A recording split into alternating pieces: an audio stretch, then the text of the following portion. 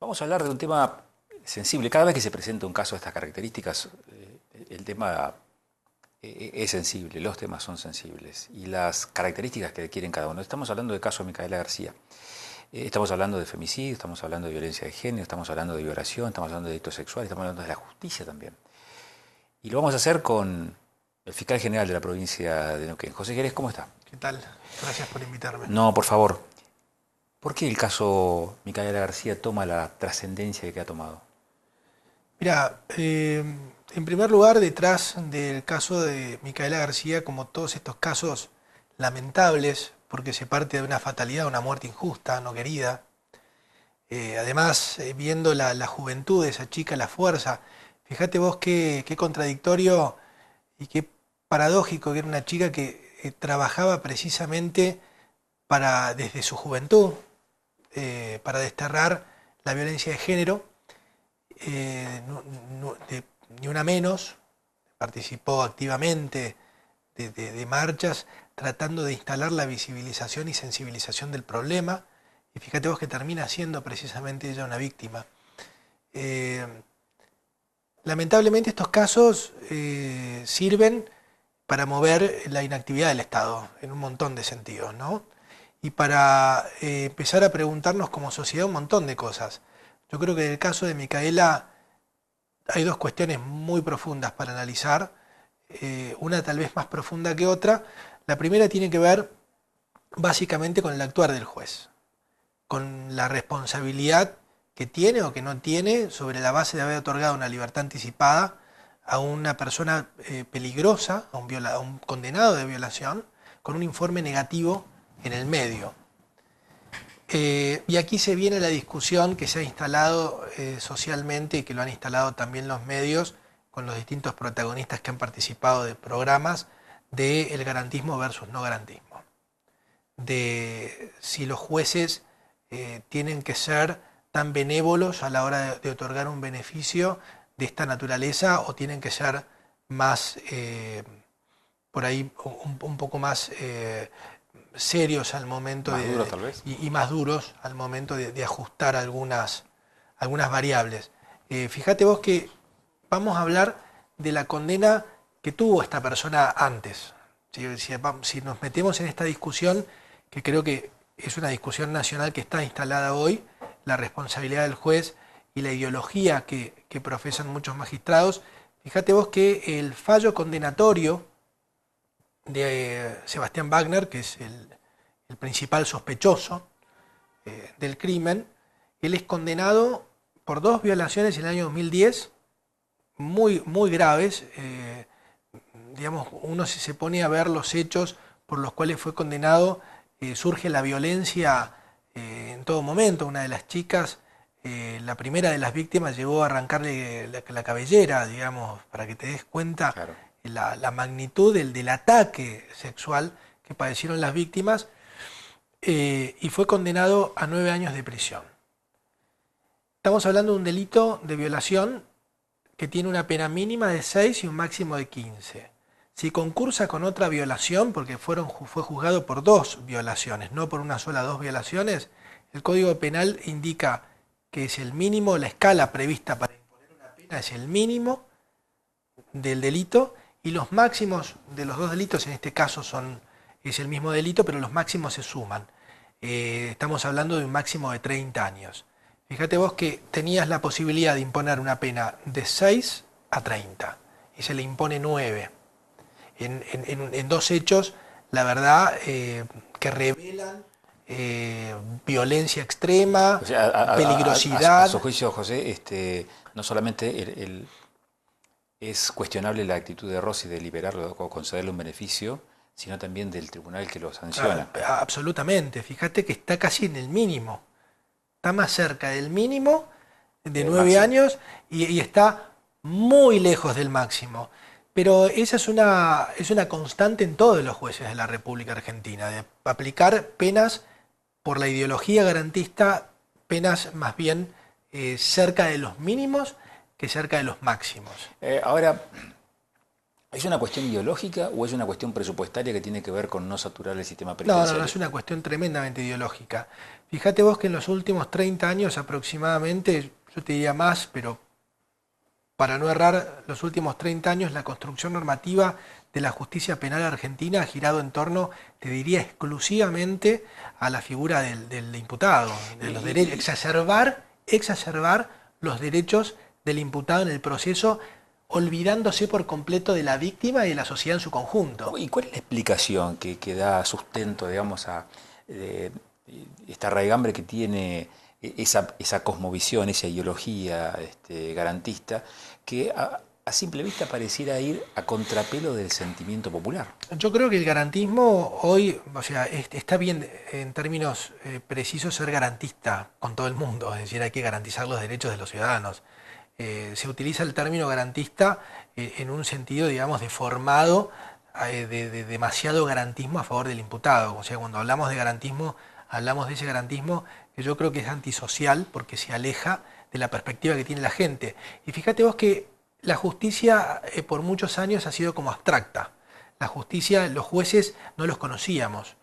Por lo menos en Neuquén hoy, al ser orales las audiencias, el ciudadano, y al tener la prensa, que eso fue un gran triunfo, creo, de los medios de comunicación y del Código Procesal Penal de Neuquén, uno puede tener ingreso irrestricto a las audiencias, y son los jueces quienes en las audiencias, en forma oral, resuelven las peticiones de los partes sin tener que pasar a un cuarto intermedio. Entonces hoy el ciudadano sabe quién es el juez, sabe quién es el fiscal, sabe quién es el defensor, y sobre eso hace una valoración, porque la justicia siempre estuvo de alguna manera detrás de la puerta.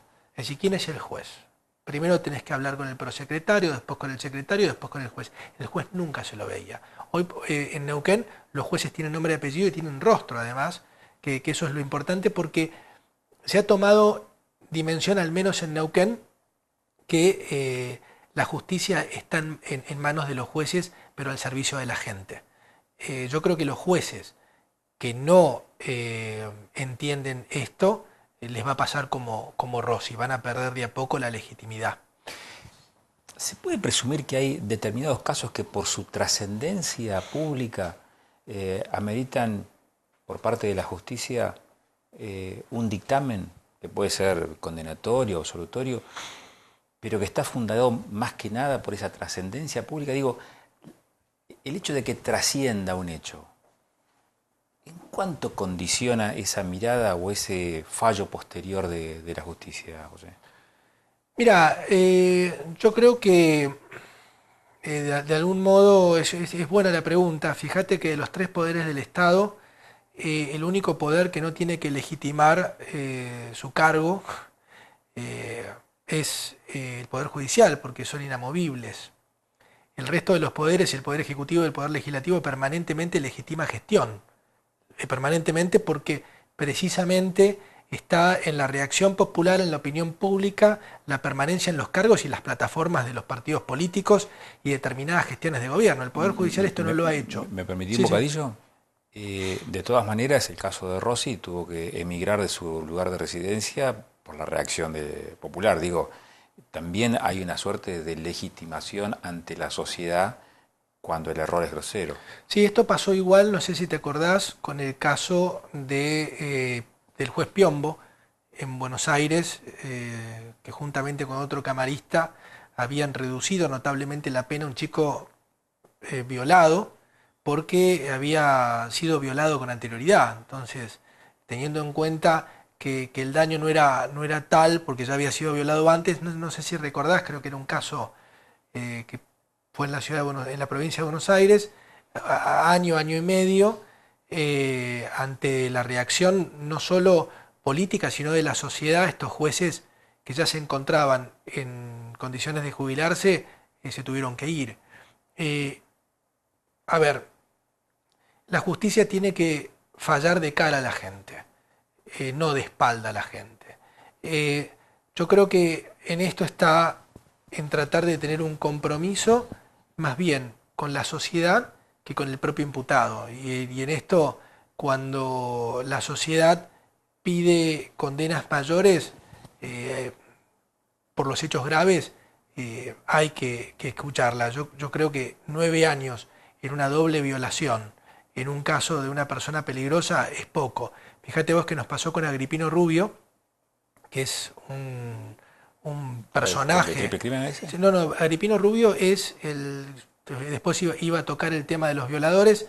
Agripino Rubio es uno de los personajes psicópatas sexuales más característicos que tuvo Neuquén, el abusador de Parque Norte. El Parque Norte, sí. Que recordás que había sido autor de una violación y un abuso sexual gravemente ultrajante, se lo condenó, se lo favoreció con el beneficio de la libertad condicional y al poco tiempo volvió a cometer hechos de la misma naturaleza casi en el mismo lugar. Allí nosotros habíamos solicitado una pena importante, yo no sé si rozaba los 30 años y se le dio una pena muy baja, se le dio una pena de 14 años y habíamos hecho este caso por juicio por jurados. Tuvimos que apelar la pena para que nos pudieran dar una condena que nosotros creíamos justa.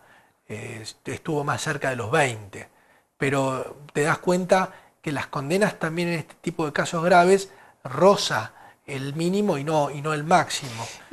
Recién acabas de mencionar un caso puntual de Rubio y eso motiva la siguiente pregunta, pero para después de la pausa, cuando nos reencontremos en el siguiente bloque, ¿qué se hace con las personas que cometen este tipo de delitos? ¿Tengo 2 minutos? Sí, sí. Ok, ya volvemos.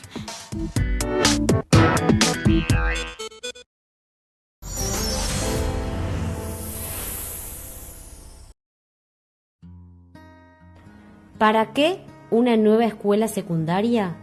Es necesario cambiar para dar respuesta a los problemas actuales de la escuela. Es habitual escuchar reclamos de calidad, actualidad y profundidad de la enseñanza y de los aprendizajes. Por eso, el cambio se orienta a mejorar las condiciones para el alcance de estudios superiores y el desarrollo de proyectos de vida presentes y futuros. Estamos en condiciones de hacerlo y debemos asumir esa responsabilidad. ¿Para qué cambiar en el 2017? A partir de la Resolución 84 del Consejo Federal de Educación, aprobado en el año 2009, las provincias debían iniciar una adecuación de sus planes de estudio para el secundario. Ya lo hicieron 17 jurisdicciones y Río Negro no puede postergar más este compromiso federal. La secundaria es obligatoria para crear las condiciones de realización del derecho a la educación y garantizar los saberes necesarios para ser, estar y actuar en la sociedad del siglo XXI. El cambio es indispensable para que los estudiantes aprendan siempre y egresen juntos. Gobierno de Río Negro.